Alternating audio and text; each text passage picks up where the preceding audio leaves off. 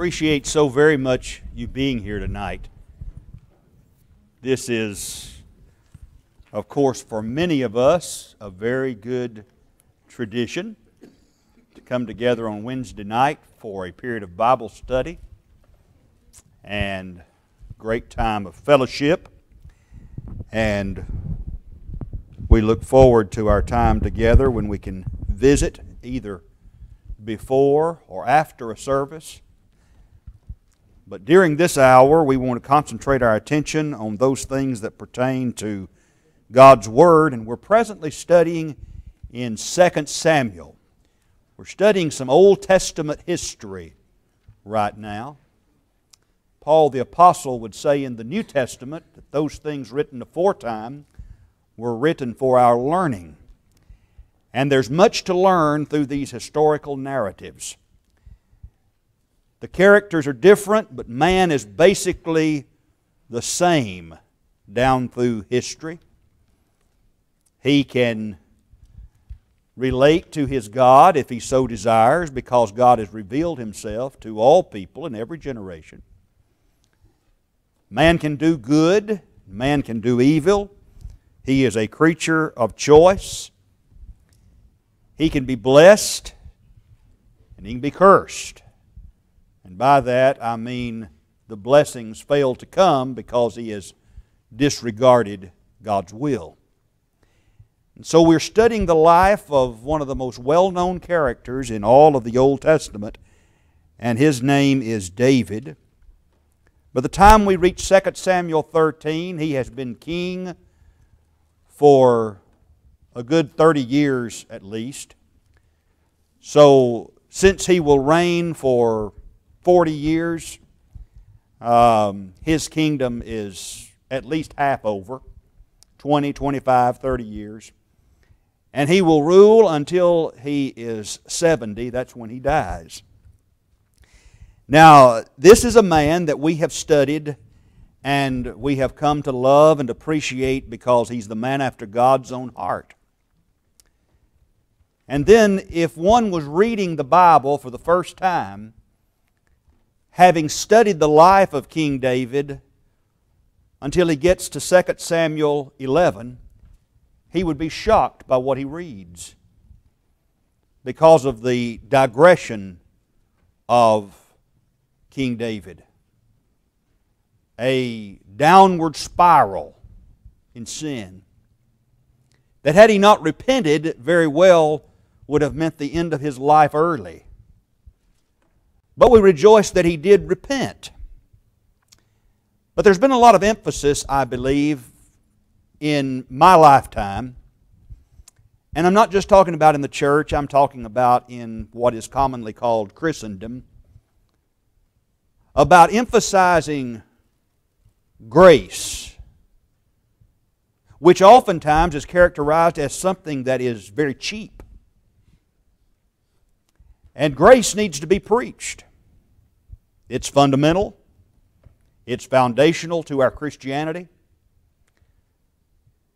But while grace is part of God's means of allowing us to once again be in a right relationship with Him, it would seem that somewhere along the way attention needs to be given to a corrective, or rather a preventive way of living. Now, I'm thankful that the Lord allows us to make correction when we've gone astray. But I ask you this question: wouldn't it be better to have avoided some of the pitfalls maybe in which some of us have fallen in life? Wouldn't it have been better had we taken God's Word and listened attentively and been obedient, instead of faltering, giving in, and having to rely upon His forgiveness, which He always grants if we're truly penitent? But there's a New Testament scripture that I want to set before us tonight as we continue our study in 2 Samuel, and that is Galatians 6, 6 and 7. Be not deceived. God is not mocked.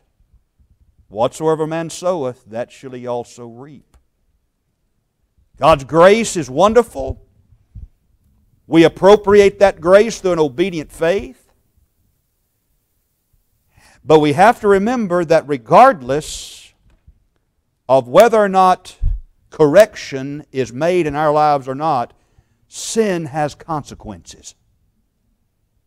So David finds himself a forgiven man. We're thankful for that.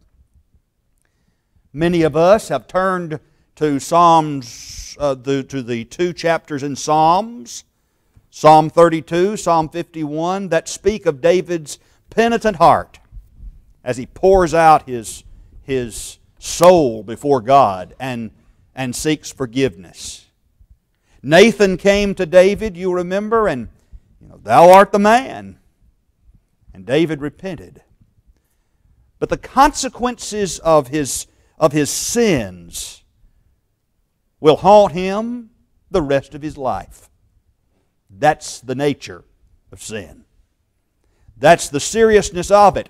And so some perhaps have bought into a cheap theology that says, well, I can do whatever I want to do as long as, I can be forgiven. Well, the pain and the suffering that's associated with sin is tremendous. And so just because one repents and receives forgiveness doesn't always mean the consequences of one's actions can be avoided. The person who's engaged in some sort of sinful behavior that has brought on a sickness and filled his body with disease, and that person says, I'm ready to become a Christian now. Can that person become a Christian? Yes. Can that person be forgiven? Yes. When that person comes up out of the watery grave, is the disease gone? No. Doesn't work that way, does it? Now, we'll say this, if it comes down to some physical ailment or disease, and that which plagues my soul, I'd rather my soul be set free, wouldn't you? So God takes care of that which is most important, the soul. But there are consequences that go with sin. I sometimes think about this episode in David's life, and I'm like, if David had not been on the rooftop, this wouldn't have happened. But he was. And there wasn't anything necessarily sinful about being on the rooftop of the palace. I mean, that's his domain. All right? And then he sees this woman who gets his attention because of what she's doing. And he hadn't sinned yet. If only he'd had the good sense, if all of us would have the good sense in these situations, to say, I don't need to be looking at her. It's not good. If only. What I'm telling you is David would reach a point in his life when he was, if I could go back there and just turn around. Or I'd have been out there on the battlefield. That's probably the best place for me to be. Helping my men win the victory. If only after the lust that came in his heart had ended right there, and he said to himself, stop this, the consequences would not have been as great.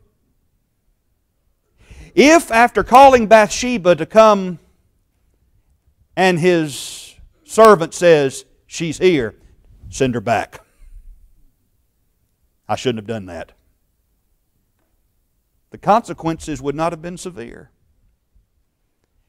If after he engaged in that sinful act with Bathsheba, had he sent her home and got on his knees and repented, the consequences would not have been as severe. But we go on in the story. Uriah's life is taken from him. There's that cover-up of the misdeed. And remember what Nathan says, you're going to live. This is after David's confession of sin. And after he asked forgiveness. You're going to live, but the sword will never depart from your house. And the child will die. And that's not the only child that will die, is it? Grown children are going to die. And it's going to be an ugly, ugly picture. And so we're finding that David is now forgiven, and yet we're also finding a man that's going to have to suffer the consequences of his sins. You want to say something, Becky?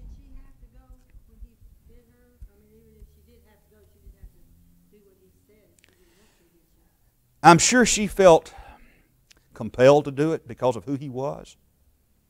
We're going to be introduced to a situation here in a moment where David's daughter, remember, was violated, as the text says. Could Bathsheba have resisted? Yes. Paid a price? Probably. But it would have been better, wouldn't it? I don't find there's any resistance here by Bathsheba in the account given. She came at the request. Evidently they delighted in their adulterous activity. I think there must have been some care, concern, love for Uriah because she mourned over him when she learned of his death. But Bathsheba does come to live with David, becomes one of his wives, and they have another child, Solomon. Verse 24 of 2 Samuel 12. And she and David have this child, which is indicative that they did have a very loving relationship, at least at this point.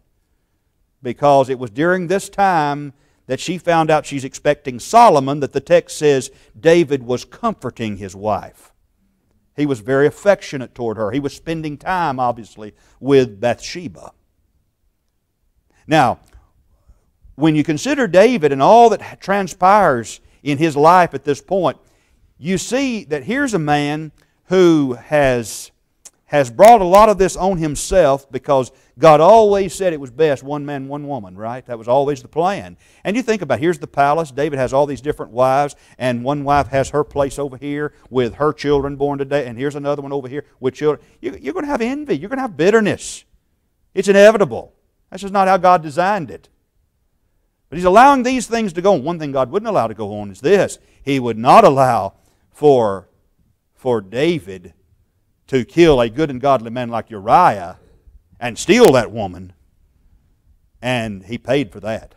He did. But we move into chapter 13 and we're going to see the household of David as it just begins to fall apart. Okay? Now, David's the king in a very prosperous Israel. Israel would reach its peak under David. God would favor David, has from the beginning. And then Solomon would pray, a little bit later that he might have wisdom to rule over God's people. And God loved that prayer and He made Solomon great.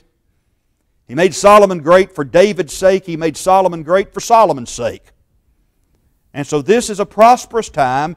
David has defeated so many enemies around him.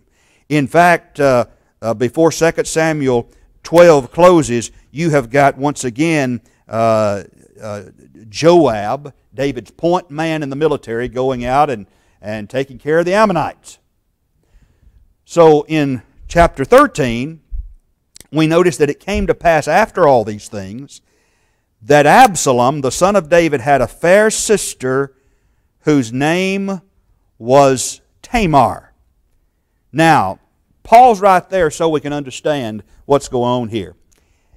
This is David's daughter, Tamar, by Maacah, his wife, one of the wives. Now, she has a brother. He's mentioned in verse 1, Absalom. That's Absalom's full sister. All right? Now, think about this just for a moment.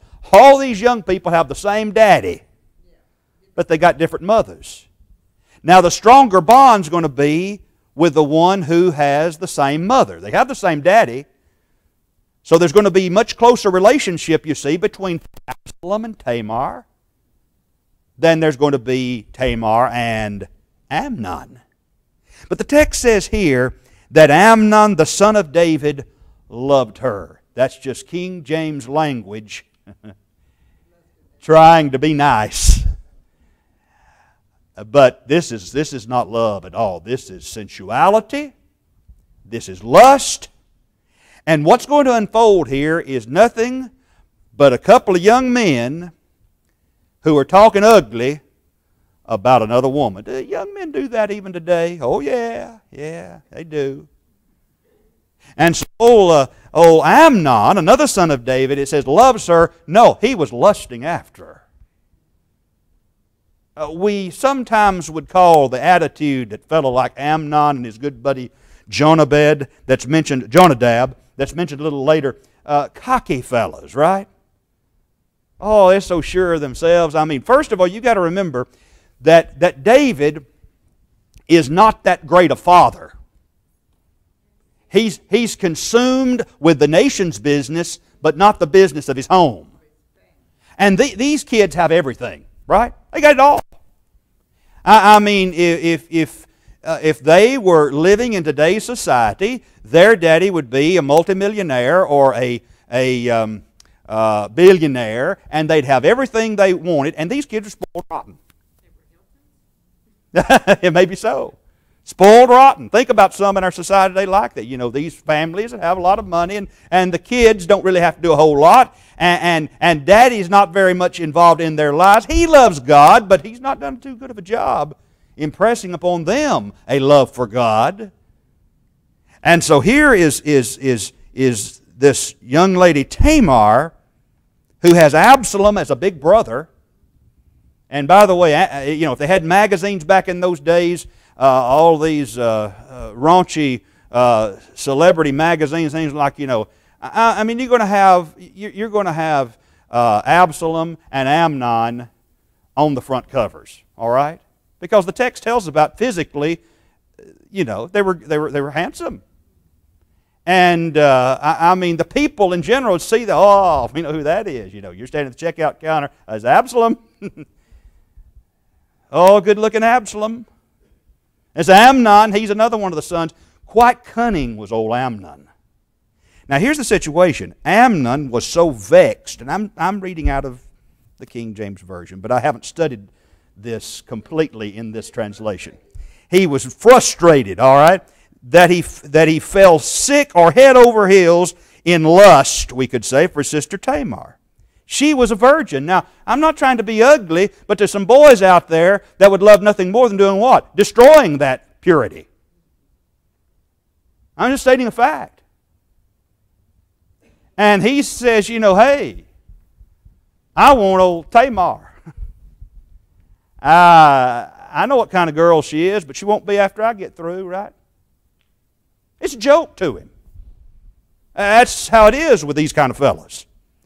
And so he's just, but the thing is, Tamar is a good girl. Compared to these boys, Tamar is a good girl. And so there's no telling how much laughing has gone on behind the backs of Tamar. Here is Amnon and his buddy Jonadab. But now Jonadab's the conniving one. All right? Amnon had a friend whose name was Jonadab. What does it say there? What did you say? Shrewd? Yeah, shrewd. He is the son of Shimea, David's brother. So they're cousins, right? Yeah. And Jonadab was a very subtle man or a shrewd man. He was cunning. He's the one, old Jonadab is the one who says, hey, I can figure this out for you. All right? He's not necessarily mean. He may become mean, but he's just thinking, hey, you want Tamar, huh? He says, why are you being the king's son, it says here, lean from day to day? In other words, why you seem so depressed? No king's son should be depressed. You got everything and he did have everything he wanted. You think it's the first time Amnon's gone after a girl? But he wants to destroy Tamar. He's not talking that way, but that's really what he's going to do. And so he said, I love Tamar, my brother Absalom's sister. Again, that is not love for a sister. That is not a spiritual kind of love. All he's saying, I want Tamar. he's thinking about in his mind what's a good time. I mean, I'm just being upfront with you. And I can't get Tamar. Jonadab, yes you can. You know what I'd do? See, there's always you got your buddy here who's, he's like, I'll tell you how, you need to pretend you're sick. You won't, Tamar? You just pretend that you're sick, and when your father comes and sees you, it's about time David would come along. Maybe if they get sick, here comes David along. And so you make and when your father comes, say, let Tamar come see about me. I'm so sick.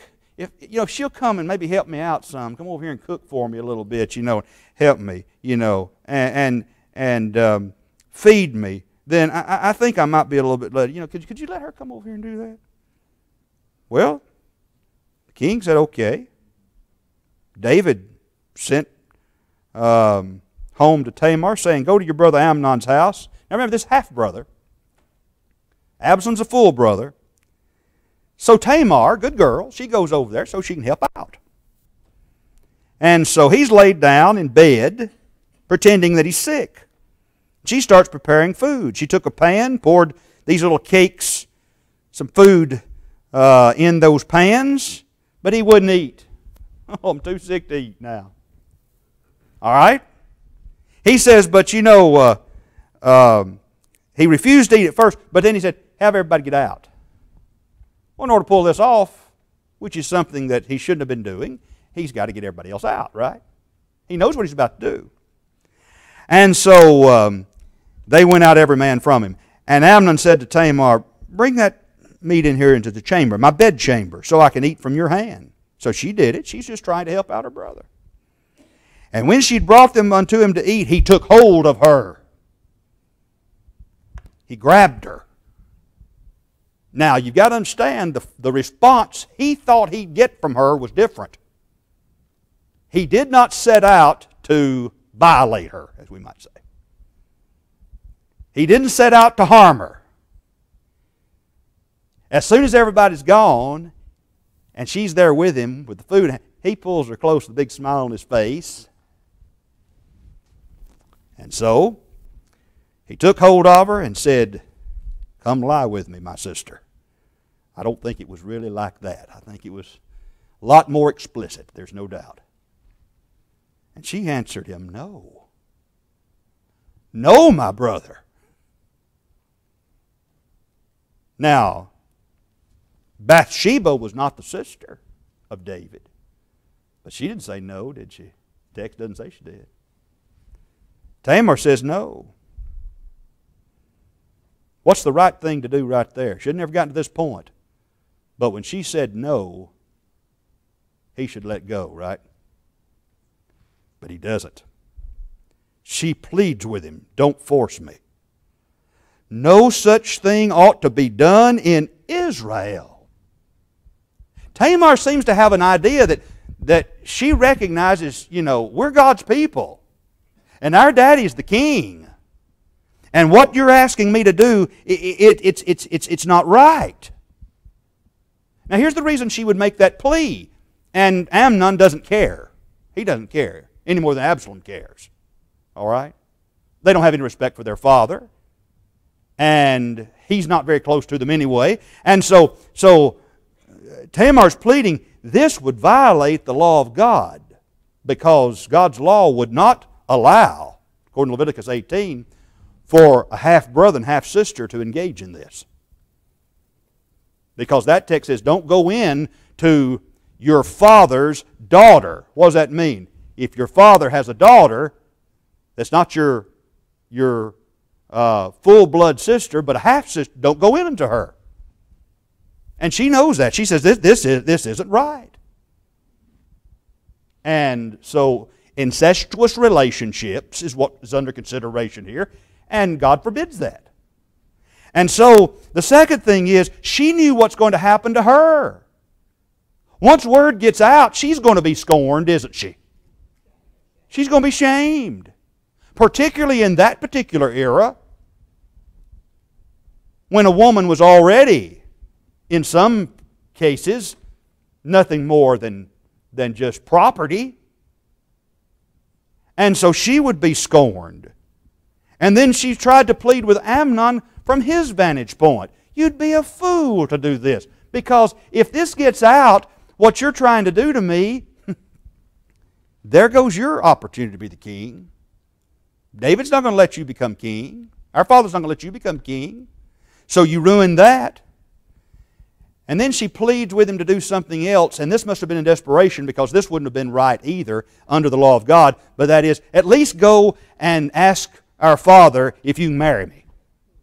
At least let's get married. Of course, she might have been saying that just to get away. You know. She's struggling. Yeah. Go say to my father, you know, you want me, he won't withhold me from you. That very well could have been just a desperate move by Tamar to say, you know, let me go, please.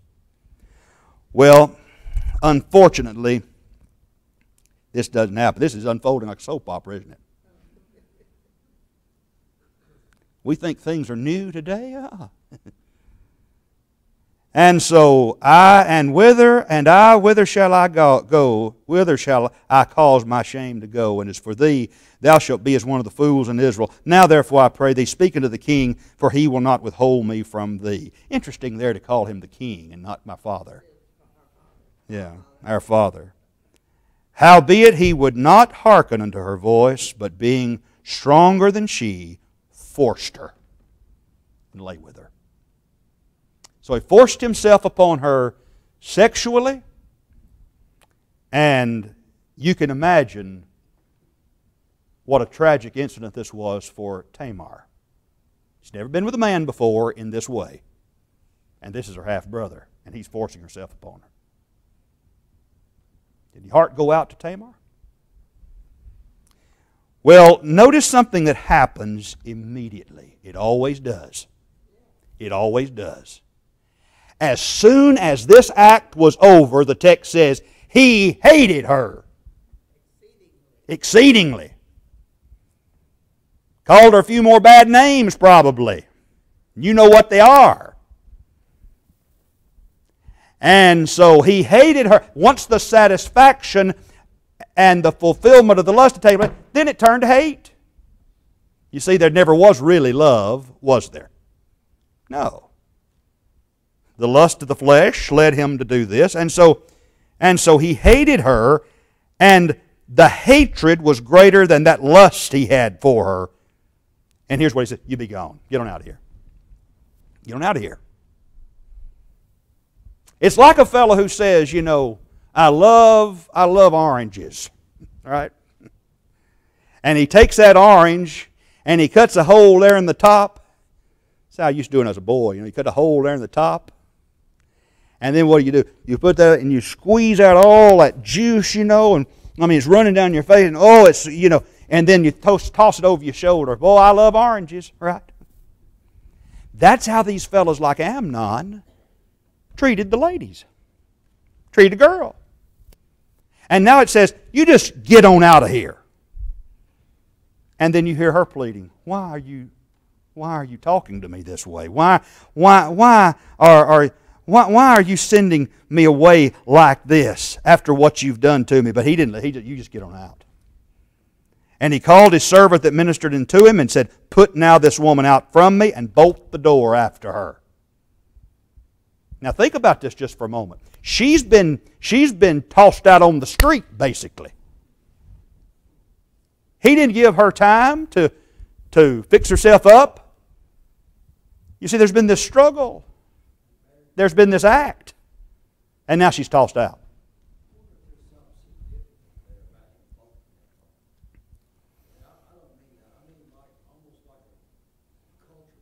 Yeah.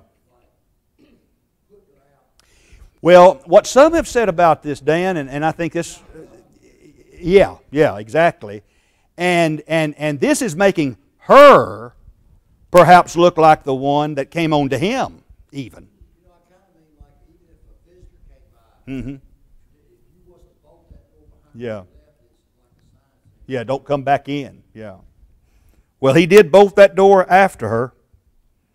And She had a garment of divers colors upon her, for which such robes were the king's daughter that were virgins apparelled. Then his servant brought her out and bolted the door after. Now look what she does. Tamar put ashes on her head. You see, please understand, this is quite common, that though she did not engage in wrong, she was forced to, she still feels guilty and violated, doesn't she? That's another thing he's done to her. And she was violated, but she feels guilty. She feels as if something has happened on her part, that she did something wrong. And so she puts the ashes on her head, rent her garment, laid her hand on her head, and went on crying. The ashes, that's to show penitence and mourning. What do some religious folks call today? Ash Wednesday. Nothing biblical at all about that. But the idea is that you take some ashes and you make the sign of the cross there, and that's, for your sins or whatever, I guess. I haven't studied a lot, but it's always before, Easter. And rest of us just take care of our sins the biblical way. We confess them and we receive forgiveness. But anyway, people would rather follow the traditions of men, wouldn't they, than the ways of God. But here you have her putting ashes on her head. This would have been in keeping with Old Testament law. Rent her garment. Mm-hmm. No, they're going to do the deed. They work. Those were in Amnon's house. They worked for him. And this is a royal family, you've got to understand. Okay? Oh, it is. Wouldn't it have been wonderful if someone had stood and said, I'm going to defend you? Yeah. But, there's some people who are mean, aren't they? There's some people who don't care. There are people who look out for themselves, and that's what you have here. Yeah, it's sad. It really is. Yeah, they could have been put to death because, look, whose word's going to be believed? Amnon's. Yeah, it's going to be believed over hers. And that's one reason she was pleading with him. She understood that. Because now she's leaving to go back to her place and looking like she looks now. So it's not going to take people very long to figure out what's going on here. And she's listen, it's not right, but who is the one that bears the burden even today? The girl does, right? Right? The guy, hey, it's just part of becoming a man. Girl, not that way for her. May not be fair, but that's how it is. Oh, yeah. Brought to absolutely. Let go, yeah. Now, yes, uh-huh.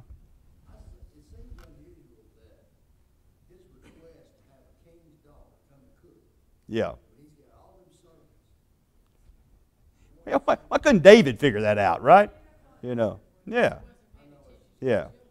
He thinks, David's thinking, she's his half-sister, and he'd just like to have her association for a little while, something like that. Somebody in the family. Have her come over and see me and spend time with me. Yeah. David also seems to have a blind spot for his kids. Oh, he does. You're absolutely right. Yeah. Yeah, absolutely, he does. A lot of others, right on down to the present hour, have such, don't they? Well, she's now, devastated by what's happened to her. And by the way, this ruined her life. This ruined her life. We'll see that. But she has an older brother. Now, it comes right on down here to the modern era. Oh, Absalom. You think he was quiet around the ladies? No. Absalom, look out, that won't hurt today. That's how it was. There's me another, say to his buddy, there's another one. Hey, who's she? Bring her to me. But when it's your sister, you don't do that to my sister. My sister's special. Why, he would whip up on some boys if they're going to do something like that to his sister. Well, he would expect you've got to go through him if you want to ask her out on a date, right? I got tickled one night. Little old boy. Yeah, she lived at Absalom's. They all lived there together. That was part of David's wife and her children. One of the wives and children. But a little old boy, a couple of years ago, early teens, lived down the street from us, kind of sweet on my Miranda. I'll tell you, I don't have to worry anything. She's got an older brother. But I learned the whole story later on, and it got me tickled just listening to it. Evidently, the little boy came down the street there, and he told Miranda, he said, "Won't you let me kiss you?" And she'd say, I don't know about that, Anyway, Cason had gone on ahead of him. Thought Cason had gone in the house. He's hiding back here, He's going to come out and jump in front of him and have some fun. And evidently, that little old boy leans over and gives her a kiss on the cheek, and all of a sudden, as Cason rises up, "What's going on here? You get back down there. Don't you do that again, right? Sister." Well, this is much more serious here, but old Absalom, she said, "Has Amnon thy brother been with you? But hold now thy peace, my sister. You go in there in the house. Because what's going to happen? I'm going to take care of him." And it wouldn't happen it wouldn't happen that quickly. But I'm going to show you, old Absalom's going to let this start. It's going to start out with some bitterness, a bitter root. And one of these days, old Amnon is going to pay for what he did. But now I want to, as we close, notice this. So Tamar remained desolate in her brother Absalom's house. She never did marry. Her reputation was ruined. She lived there